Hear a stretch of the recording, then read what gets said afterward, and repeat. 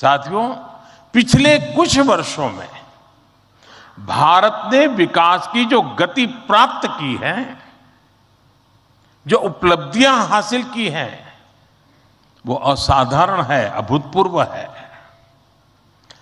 जब भारत कोविड महामारी के बीच कुछ महीनों में ही स्वदेशी वैक्सीन बना लेता है, जब भारत अपने नागरिकों को 220 करोड़ से ज्यादा वैक्सीन डोज मुफ्त लगाने का रिकॉर्ड बनाता है,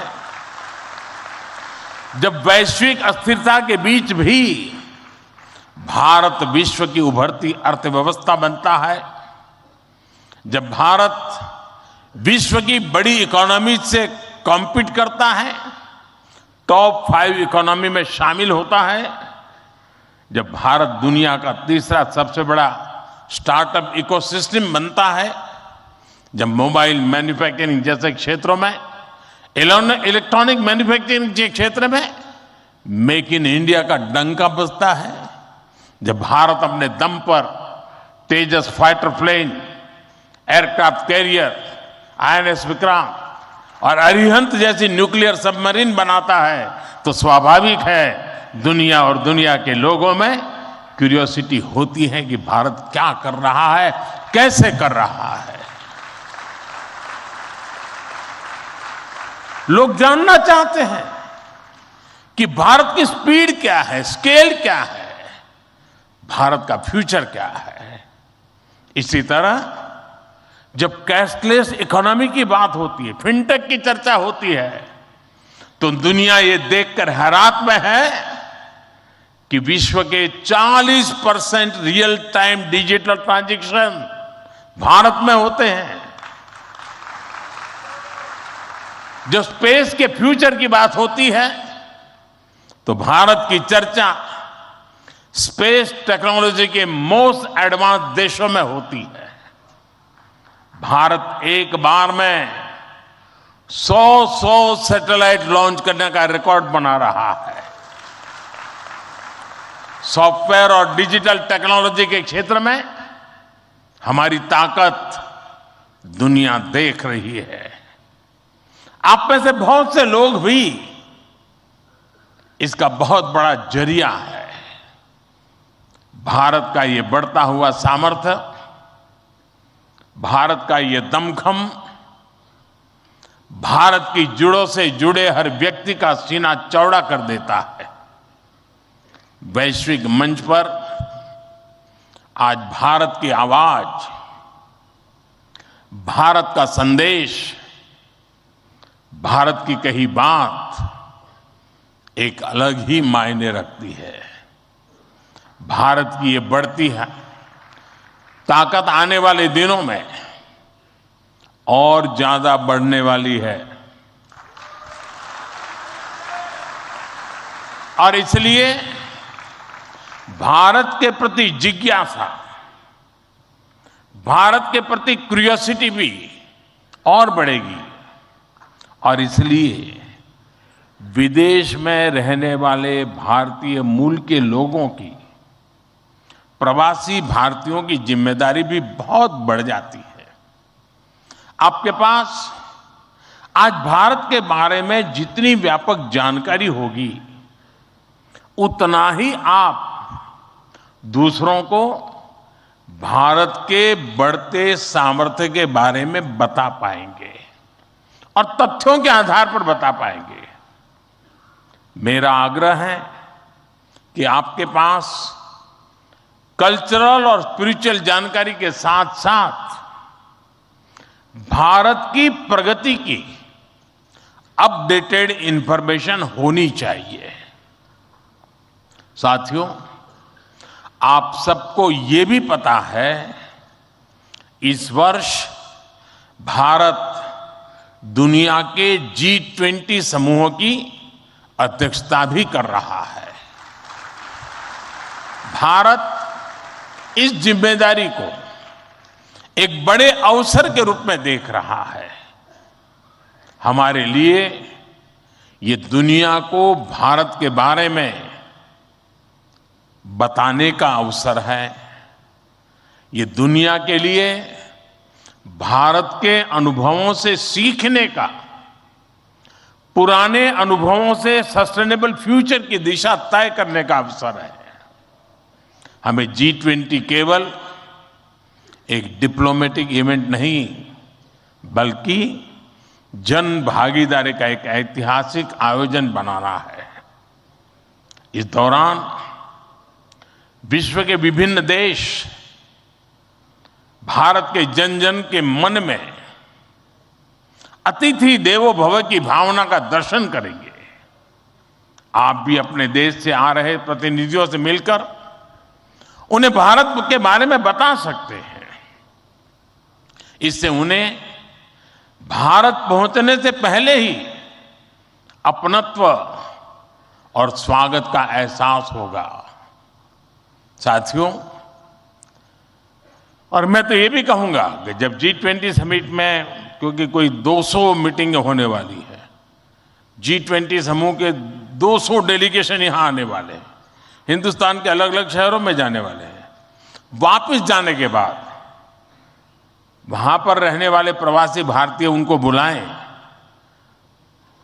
भारत में गए थे तो कैसा रहा, उनके अनुभव सुने। मैं समझता हूं कि उनके साथ हमारे बंधन को और मजबूत करने के लिए अवसर बन जाएगा। साथियों, आज भारत के पास न केवल दुनिया के नॉलेज सेंटर बनने का, बल्कि स्किल कैपिटल बनने का सामर्थ्य भी है। आज भारत के पास सक्षम युवाओं की एक बड़ी तादाद है। हमारे युवाओं के पास स्किल भी है, वैल्यूज भी है, और काम करने के लिए जरूरी जज्बा और ईमानदारी भी है। भारत की ये स्किल कैपिटल दुनिया के विकास का इंजन बन सकती है। भारत में उपस्थित युवाओं के साथ ही भारत की प्राथमिकता वो प्रवासी युवा भी हैं जो भारत से जुड़े हैं। हमारे नेक्स्ट जनरेशन युवा जो विदेश में जन्मे हैं, वहीं पले बड़े हैं, हम उन्हें भी अपने भारत को जानने समझने के लिए कई अवसर दे रहे हैं। नेक्स्ट जनरेशन प्रवासी युवाओं में भी भारत को लेकर उत्साह बढ़ता चला जा रहा है।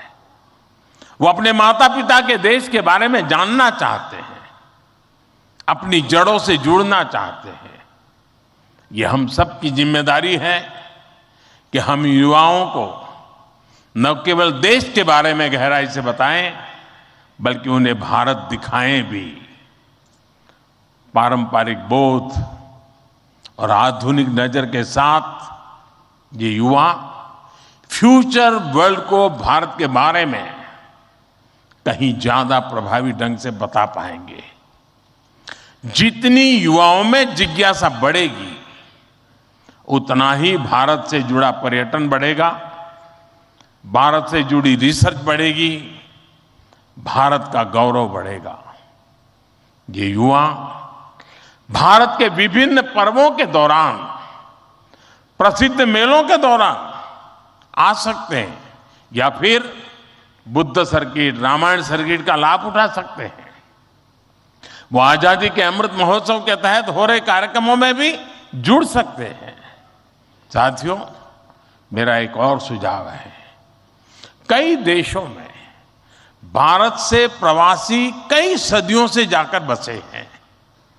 भारतीय प्रवासियों ने वहां के राष्ट्र के निर्माण में अपने असाधारण योगदान दिए हैं। हमें इनकी लाइफ, उनके स्ट्रगल्स और उनके अचीवमेंट्स को डॉक्यूमेंट करना चाहिए।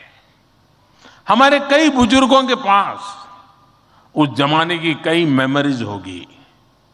मेरा आग्रह है कि यूनिवर्सिटी के माध्यम से हर देश में हमारे डायस्पोरा के हिस्ट्री पर ऑडियो, वीडियो या लिखित डॉक्यूमेंटेशन के प्रयास किए जाएं। साथियों, कोई भी राष्ट्र उसमें निष्ठा रखने वाले हर व्यक्ति के दिल में जीवित रहता है। यहाँ भारत से कोई व्यक्ति जब विदेश जाता है और उसे वहाँ एक भी भारतीय मूल का व्यक्तित्व या व्यक्ति मिल जाता है तो उसे लगता है कि उसे पूरा भारत मिल गया। यानी आप जहां रहते हैं भारत को अपने साथ रखते हैं। बीते 8 वर्षों में देश ने अपने डायस्पोरा को ताकत देने के लिए हर संभव प्रयास किया है। आज भारत का ये कमिटमेंट है कि आप दुनिया में कहीं भी रहेंगे, देश आपके हितों और अपेक्षाओं के लिए आपके साथ रहेगा। मैं गयाना के राष्ट्रपति जी और सूरीनाम के राष्ट्रपति जी का भी हृदय से आभार व्यक्त करता हूं, अभिनंदन करता हूं कि इस महत्वपूर्ण समारोह के लिए उन्होंने समय निकाला और उन्होंने जितनी बातें आज हमारे सामने रखी है वे वाकई बहुत उपयोगी हैं और मैं उनको विश्वास दिलाता हूं कि जिन सुझावों को उन्होंने रखा है उस पर भारत जरूर खरा उतरेगा। मैं गयाना जी के राष्ट्रपति जी का भी बहुत आभारी हूं कि उन्होंने आज काफी पुरानी यादें साझा की, क्योंकि जब मैं गयाना गया तो मैं कुछ भी नहीं था, मुख्यमंत्री भी नहीं था, और तब का नाता उन्होंने याद करके निकाला। मैं उनका बहुत बहुत आभारी हूं। मैं फिर एक बार आप सभी प्रवासी भारतीय दिवस के लिए इस समारोह में आए, बीच के गैप के बाद मिलने का मौका मिला है। मेरी तरफ से आपको अनेक अनेक शुभकामनाएं हैं। बहुत लोगों से मिलना होगा, बहुत लोग चीज़ें जानने को मिलेगी, जिसे लेकर के उन स्मृतियों को लेकर के फिर अपने कार्यक्षेत्र में लौटेंगे, अपने रिस्पेक्टिव कंट्री में जाएंगे। मुझे विश्वास है कि भारत के साथ जुड़ाव का एक नया युग शुरू होगा।